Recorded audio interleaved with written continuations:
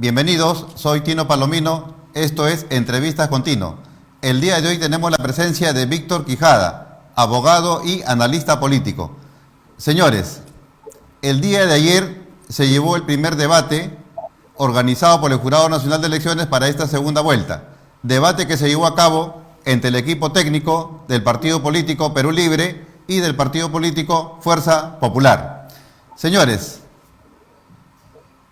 lo que se quiere en todo debate son propuestas, pero en nuestro país, cuando debaten los candidatos presidenciales, cuando debaten los que van a la alcaldía o cuando debaten los que integran pues el equipo técnico de tal o cual agrupación política, tal parece que quisieran ellos que el pueblo escuchara no las propuestas, sino las pullas, los golpes, porque eso es lo que también se vio ayer, más pullas que propuestas.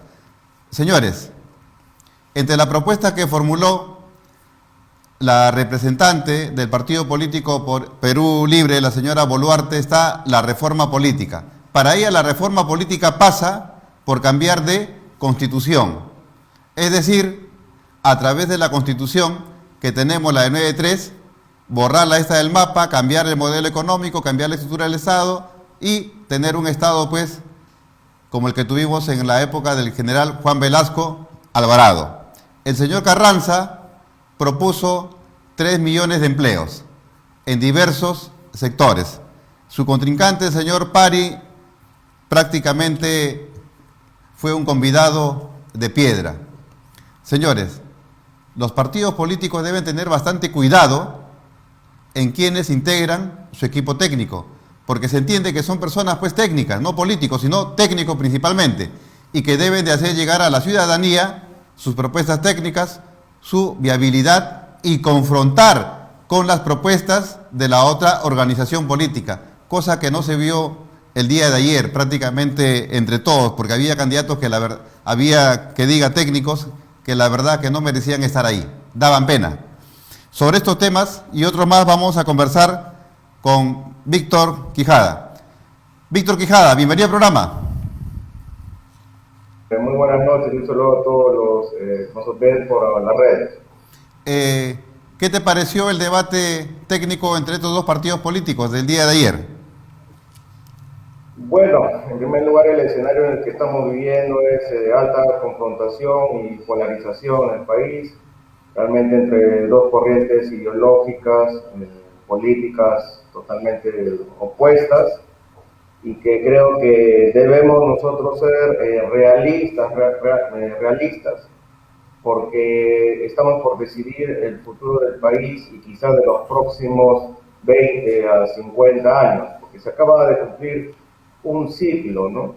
En donde prácticamente quienes han estado en el poder desde que llegaron con el señor Toledo, que son la izquierda, los caviares que le llaman, prácticamente están que se sube, digamos, al coche de lo que ha logrado el partido Perú Libre, ¿no? Un partido de izquierda provincial.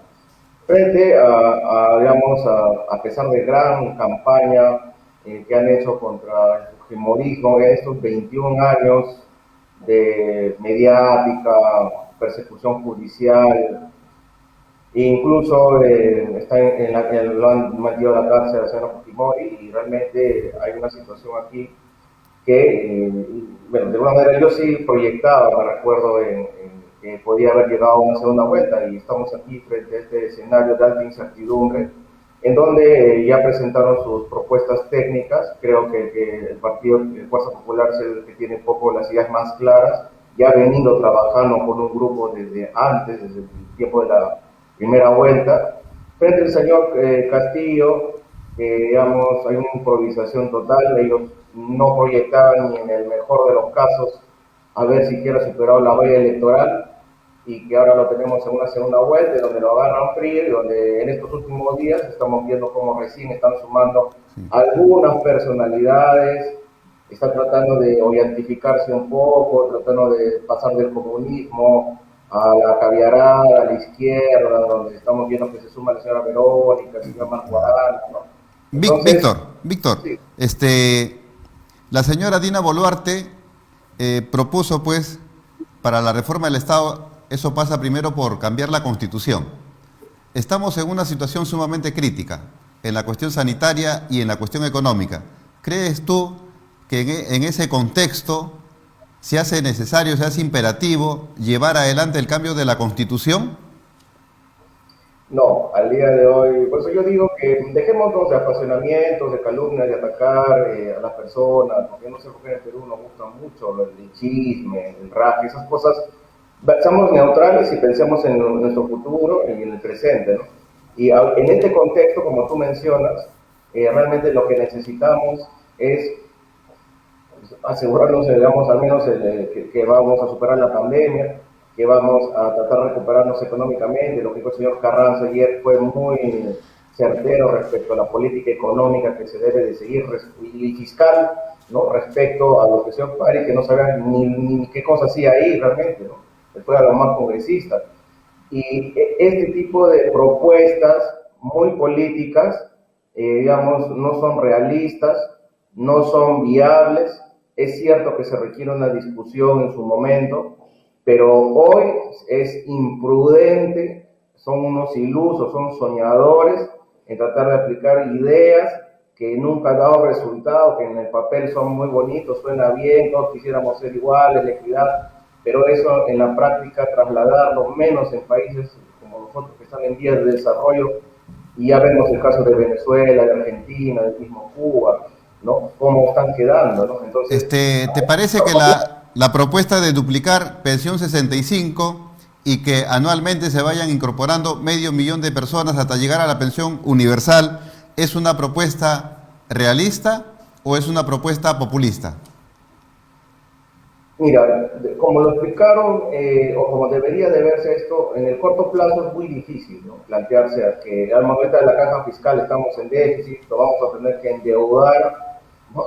El doble o el triple lo que actualmente tenemos en deuda externa para poder siquiera tratar de recuperarnos en estos 2 o 3 años que vienen. En este gobierno la va a tener muy difícil, desde el punto de vista económico, mismo político, que va a tener que negociar. Podría esa ser una meta, pero hay que hablarlo con la verdad. Por lo menos en unos 10 años se podría alcanzar eso, ¿no? Y con mucho trabajo, con mucha recaudación, manejándose con mucha responsabilidad, pero plantear esto en el corto plazo, llegar a una pensión universal, si bien me parece que es un derecho que es justo, pero que económicamente hoy no es viable, ¿no? Pero sí podríamos hacer el esfuerzo del Estado de mantener la estructura que tiene en pensión 65 y por qué no incorporar, en vez de dar bonos, de repente incorporar a otras personas que tienen, no necesariamente que estén, digamos, por encima de los 65 años, ¿no? También personas vulnerables, ¿no? Víctor, se entiende pues que el electorado tiene que votar de manera informada. Y para votar de manera informada, el electorado tiene que escuchar de boca de los técnicos, de los candidatos y de los mismos candidatos su plan de gobierno, sus propuestas, su viabilidad y confrontarlas. Sin embargo, en los debates anteriores y también el día de ayer, claro que ha habido propuestas, pero pocas, y lo que ha estado a la orden del día son las pullas, los golpes. Todos sabemos que tanto el partido político Perú Libre y el partido político Fuerza Popular, en lo que es corrupción, tienen ropa tendida los dos. Ninguno de los dos se salva. Sin embargo, ¿por qué ellos insisten en los debates en atacarse justo en todo lo que ya sabemos y no centrarse en la propuesta, que es lo que tenemos que saber? Bueno, ese es el nivel de altura que lamentablemente hemos llegado a nuestro país, ¿no? Yo pensé realmente en estas últimas elecciones que a nuestro bicentenario íbamos a tener elecciones más responsables, con partidos más consolidados, con otro tipo de personas en el Congreso. Sin embargo, estamos viendo que ha sido todo lo contrario, ¿no? Estamos polarizados, seguimos en la confrontación, en la pelea, en la difamación, en las calumnias, en los inventos. Por el lado de Perú Libre sí queda claro de que hay casos de corrupción. Mismo el señor Cerrón ha sido sentenciado. Y en lo personal, yo te diría, mi familia es de la región Junín, mi papá y mi tío han sido consejeros regionales, alcaldes, regidores allá durante la gestión del señor Cerrón, y realmente hay muchos casos que incluso ellos mismos han denunciado en la fiscalía, ¿no? Que muchos de ellos están en evaluación, en investigación. Entonces sabemos lo que es realmente una gestión de Perú Libre, ¿no? Son comunistas, son de Patria Roja, de Magisterio, tienen una forma muy radical de ver la situación y el manejo muy sectario. Y en el caso de Fuerza Popular, yo creo que hay dos momentos, ¿no? El fujimorismo, que sí le costó la pena de cárcel, y ya sabemos del caso de Montesinos, el señor Fujimori, ¿no? De los casos de corrupción, pero ¿qué tiene que ver su hija? ¿Qué tiene que ver este fujimorismo? No ha sido gobierno desde hace 21 años, y hablar de corrupción hoy con el fujimorismo, creo que estamos hablando con poco conocimiento, porque hay que tener en cuenta que es corrupto solamente aquel que ha tenido una gestión pública, que ha sido funcionario, autoridad, ¿no? Lo que a Fuerza Popular se le está investigando es el caso de lavado de activos, que es un caso muy diferente, ellos nunca han sido gobierno. Entonces yo creo de que es necesario que todos tengan derecho a defenderse, pero creo que debemos mejorar el nivel de discurso, el nivel de políticos que tenemos, pero también eso parte por la responsabilidad de nosotros los ciudadanos, de que somos quienes votamos finalmente y llevamos a estas personas, digamos, a debatir o a ser funcionarios. Pero creo que Fuerza Sí, Popular... Víctor, una de las propuestas del partido Perú Libre y de boca del señor Pedro Castillo, y todavía finaliza diciendo palabra de maestro, es liberar al señor Antauro Humala. Y todos sabemos que el señor Antauro Humala viene pues purgando prisión en base pues a una sentencia que tiene la calidad de cosa juzgada. Y es una persona pues que entre él y sus seguidores asesinaron pues a policías, integrantes de la Policía Nacional de Perú. En este contexto en el cual estamos viviendo, es una propuesta pues que va a favorecer salir de donde estamos, el indultar a este señor. Mira, realmente este tipo de propuestas es, no sé si es por ignorancia, por querer sorprender a la gente. Los de izquierda están acostumbrados a hacer demagogia, a mentirle al pueblo, de lucrar con la ignorancia de nuestra población, de los pobres, y de mantenerlos así. Nada tiene que ver el Poder Ejecutivo. O sea, nuestra estructura del Estado moderno de Perú y casi la mayoría de países del mundo tiene tres poderes: legislativo, ejecutivo y judicial. El ejecutivo, que es el que va a representar, si es que llegara a ser elegido el señor Castillo, no tiene nada que ver con el judicial. Es un sistema independiente, es el sistema de justicia, y lo que se dicte ahí a través de un juez se tiene que obedecer y no se puede anular. Y la única forma de que se anule es en el sistema de justicia o a través de un fallo del Tribunal Constitucional, que también pertenece al sistema de justicia. Y nada tiene que ver el presidente, ni los ministros, ni sus propuestas inviables, que son mentiras y que la población debe de saber ya diferenciar, digamos, entre las competencias que tiene cada poder, ¿no? Eso es inviable, no se puede hacer, y él tiene que respetar el Estado de Derecho, porque si no, sería realmente, estaríamos en un régimen dictatorial comunista, ¿no? Dijeron del lado del partido Fuerza Popular, gobierno digital. Eso también en la campaña se le ha escuchado a varias personas que estaban postulando al Congreso de la República. Un gobierno digital. ¿En qué consiste un gobierno digital, o eso, qué beneficios le trae al gobierno entrar a la era digital? En la actualidad ya tú sabes que las redes, el internet pues está avanzada, y nosotros por tener un estado patrimonialista, muy burócrata, muy lento, mira todo lo que ha pasado con la pandemia, que sobrevalora, que para firmar un papel tiene que pasar meses y ya la gente sigue falleciendo. Es más, seguimos en esa situación. Entonces, los estados modernos, y que nosotros queremos apuntar a eso, tiene específicamente en Perú hay un sistema de gestión pública que se llama Sistema de Modernización del Estado, el cual abarca este tema del gobierno electrónico, del gobierno digital, que es prácticamente sistematizar, mejorar, digamos, los trámites.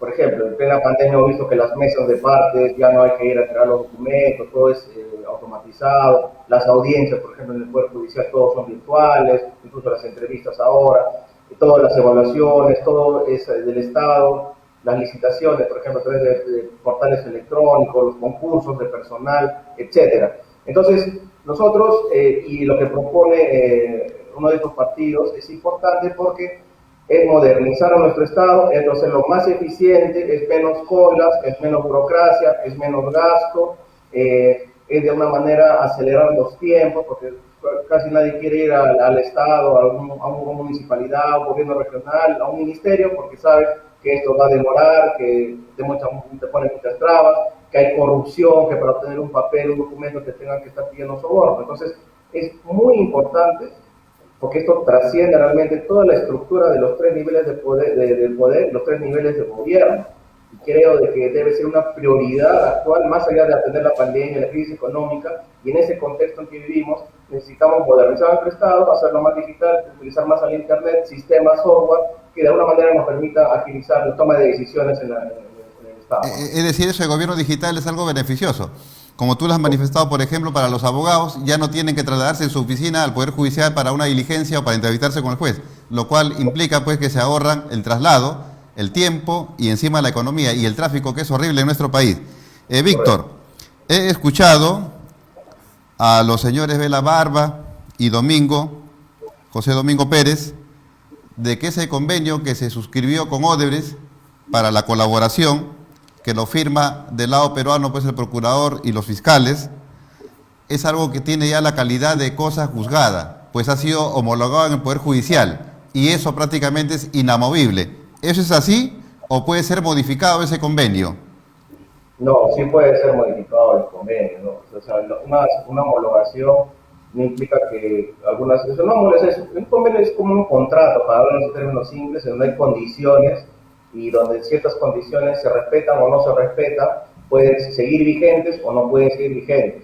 ¿Se pueden anular? Claro que sí se pueden anular ante una segunda instancia, a través de un proceso constitucional, a través de nueva información que se pueda aportar, que pueden acabar en la misma carpeta fiscal o en otra carpeta fiscal. Entonces, eso es lo que dicen estos señores, esto es del todo cierto, ¿no? Sí se pueden modificar, se pueden ampliar, se pueden incorporar, se pueden retirar también imputaciones, acusaciones, pero esperemos pues que si realmente acá lo que sí se tiene que ver es que si es que este convenio se está cumpliendo o no se está cumpliendo, ¿no? Y sobre todo falta que se haga público, ¿no? De público conocimiento, porque si bien es cierto los abogados lo tenemos en nuestros archivos, pero hasta ahora ningún medio de prensa nacional lo ha realmente obtenido de manera legal, digamos, de manera real, notificando por el Poder Judicial, y digamos, debatiendo sobre si es beneficioso o no es beneficioso este acuerdo, pero sí se puede modificar en cualquier momento. Entonces, de acuerdo a lo que tú acabas de manifestar, eso que ha sido homologado en el Poder Judicial sí puede ser modificado. ¿Y cuál sería el interés de los dos fiscales de decir que esto no puede ser modificado? ¿Ignorancia o tienen un interés subrepticio?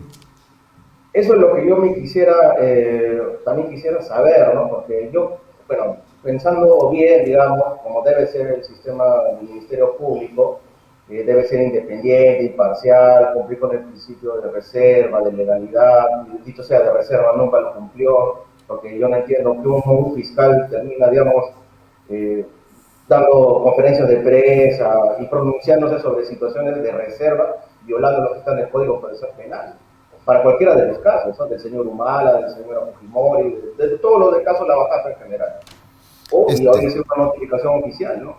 Sí, ahora, yo no sé por qué pareciera que había un interés, y para eso tenemos a la Junta Nacional de Justicia, que debería de alguna manera responder a estos señores, ¿no? Porque acuérdense, cuando se les quiso abrir proceso disciplinario, hubo toda una campaña mediática en contra para que se tumbe y se archive esto, ¿no? Pero yo creo que de habido, o sea, como yo ahorita lo estoy explicando, y cualquier abogado te lo va a decir, sí se puede modificar un acuerdo de colaboración, sí se pueden abrir nuevas carpetas, sí se pueden abrir incluso otros acuerdos adicionales, puede haber. Yeah. Sí. Tendría que responderse por qué realmente ellos tienen, qué intereses hay atrás, ¿no? Porque si hay mala intención y malicia, ahí sí yo creo que deberían ser investigados. Yeah. Víctor, si bien es cierto que eso de manera oficial no se ha publicado, pero por las redes viene circulando pues un convenio, ¿no? Y en ese convenio se señala, por ejemplo, que Odebrecht reconoce que efectivamente en 4 obras coimió para que se le adjudique. Y la Ley de Contrataciones y Adquisiciones del Estado señala que si una empresa reconoce que ha coimiado para ganar una licitación, una concesión, nunca más puede contratar con el Estado. Sin embargo, la jueza, ¿qué dice? De que eso, en este caso, no es aplicable. ¿Eso es así? No, que realmente ahí, bueno, ahí hay una situación de una disparidad legal, ¿no? Que debe ser solucionado seguramente por el OCE, ¿no? Por el Tribunal de Contratación del Estado, o en última instancia por el mismo Tribunal Constitucional sobre los impedimentos para contratar con el Estado. Desde mucho antes de la actual ley, que es la 33225, el decreto legislativo 1017, que es la que estuvo vigente en ese entonces de estas licitaciones, y la ley de asociación pública-privada anterior, el decreto legislativo 1024, que es un impedimento en los casos de corrupción, y peor cuando reconoces, incluso en la actualidad existe la cláusula anticorrupción en los contratos. Ahí hay una situación que creo que debe investigarse, ¿no? Para eso tenemos a la Junta Nacional de Justicia, tenemos a la OPA, que deben investigar, y si es que hubiera algún tipo de fraude, incluso se pueden aperturar juicios en contra de esto, como en la nulidad de cosas robadas fraudulentas, porque realmente no puede haber una aplicación o excepciones generadas cuando la regla general es de que se impida que cualquier empresa proveedora que esté sentenciada por temas de corrupción o que haya reconocido corrupción en obras públicas pueda contratar. Y eso no solamente es en el Perú, eso en cualquier parte, es en la China, es en Uruguay, es en Estados Unidos, es la misma lógica que se sigue. El señor Rafael López Aliaga, cuando estaba postulando, manifestaba que si él llegaba a ser presidente, Odebrecht no se quedaba ni un solo día más en el Perú y que lo iba a alargar, lo iba a votar, lo iba a expulsar de acá. Los dos candidatos que tenemos en carrera, ninguno de ellos se pronuncia respecto de Odebrecht ni el Club de la Construcción. ¿Crees tú que estos dos candidatos garantizan que se va a castigar severamente a estos corruptos del Club de la Construcción y de Odebrecht, o van a ser, como se dice, lo van a pasar con agua tibia?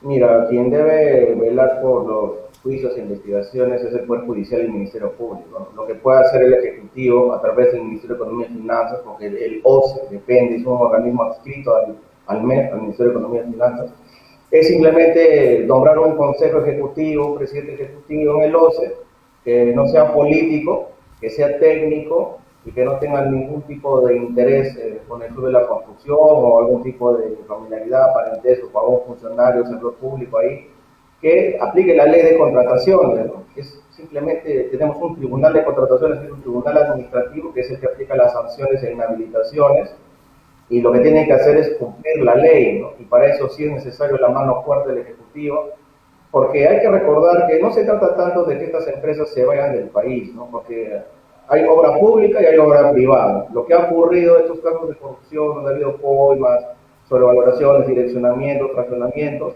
eso es en obra pública, ¿no? Entonces ellos ya no deberían, al menos al día de hoy, tener contratos con el Estado, ni municipalidades, ni gobiernos regionales, ni ministerios, ¿no?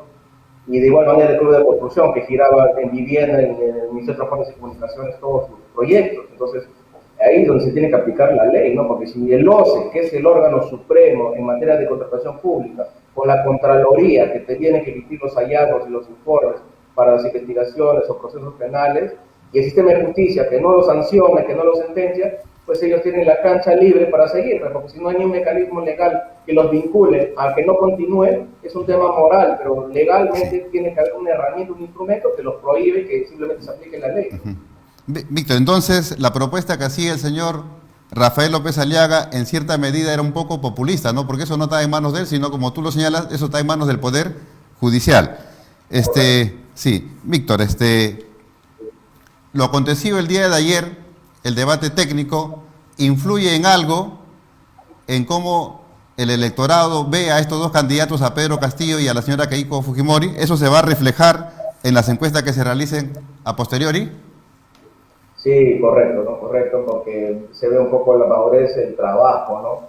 Hay realmente dos puntos muy importantes acá, ¿no? El hecho de que al menos Fuerza Popular ya va con un discurso ya más masticado, más que se le ha dado más vuelta. Se nota que han aterrizado realmente en algunos aspectos puntuales, como por ejemplo el tema de la economía, que tiene que manejarse de manera responsable, el tema de que no es prioritario el tema de cambiar la Constitución, respecto a los puestos de trabajo que se pueden crear, ¿no? Respecto al sistema de salud, de cómo se debe tratar y cómo manejar la pandemia, ¿no? Respecto a un equipo improvisado que a última hora ha llegado, en donde hay personas de izquierda, otros comunistas, otros hablan populismo, y lo único que hace es para contentar a la tribuna. Por eso que yo hago un llamado a la población para que realmente reflexione de su voto, porque quienes van a realmente verse perjudicados somos nosotros, los ciudadanos de a pie, los profesionales, los comerciantes, los pequeños empresarios,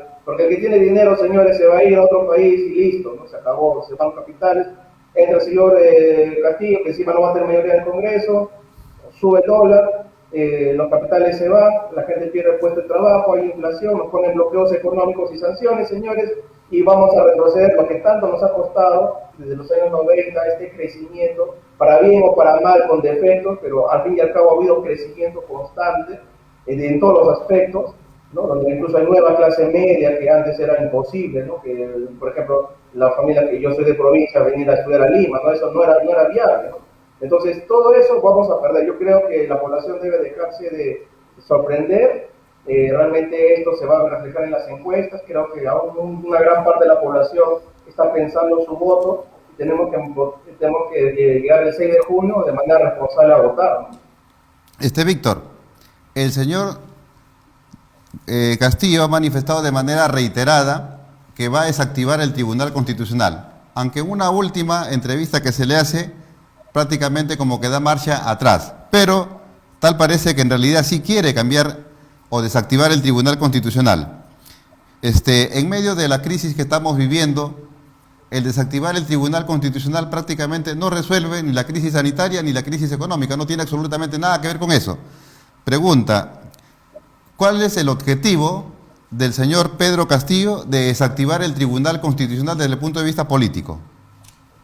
Bueno, hay que tener en cuenta que lamentablemente el máximo intérprete de la Constitución es el Tribunal Constitucional. El Tribunal Constitucional es una institución que se rige y tiene su propia ley orgánica y que está en la Constitución su creación y su existencia, ¿no?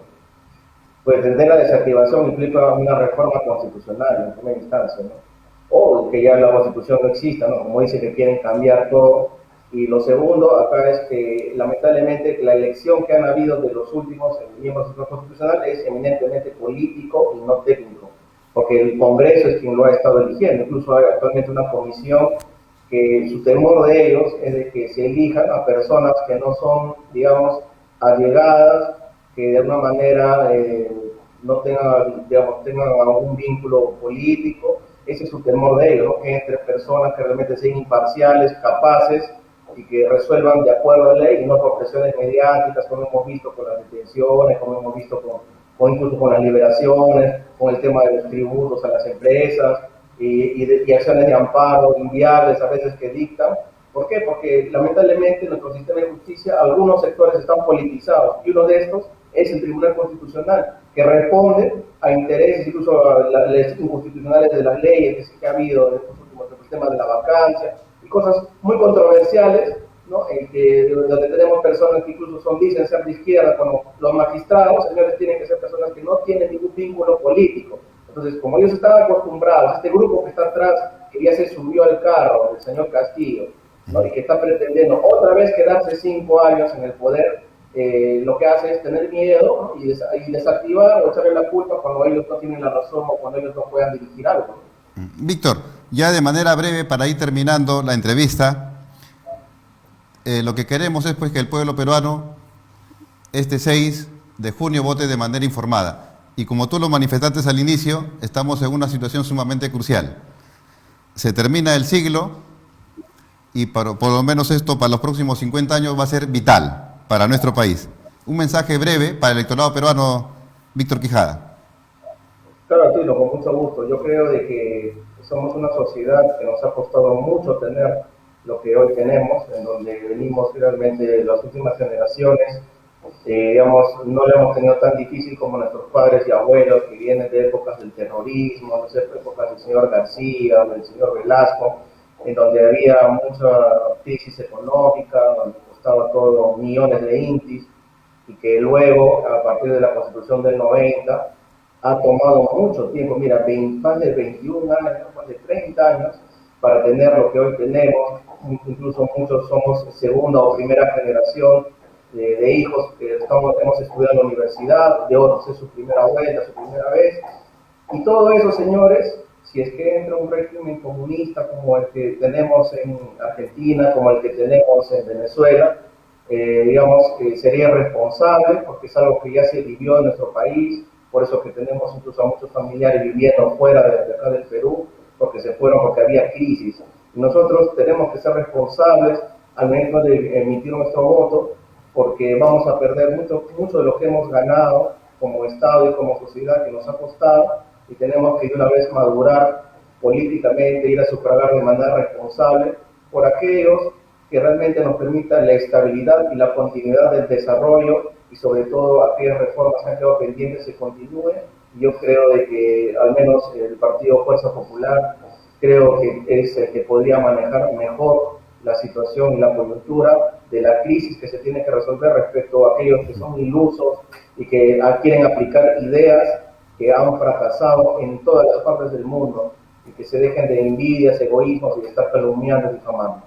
Víctor Quijada, te agradecemos tu participación, muchas gracias y hasta otra oportunidad. Muchas gracias, Tino, hasta luego, saludos a todos. Señores, eso ha sido todo por hoy. Hemos tenido la presencia de Víctor Quijada, abogado y analista político, con quien hemos comentado acerca de la entrevista de los equipos técnicos que se presentaron el día de ayer de Fuerza Popular y de Perú Libre. También nos ha prácticamente comentado algunas de las propuestas de estos partidos políticos y también han dado un mensaje de cara pues a esta segunda vuelta. Señores, compartan este video a través de las redes sociales, Facebook, Twitter. Nos vemos el día de mañana en el mismo horario. Muchas gracias.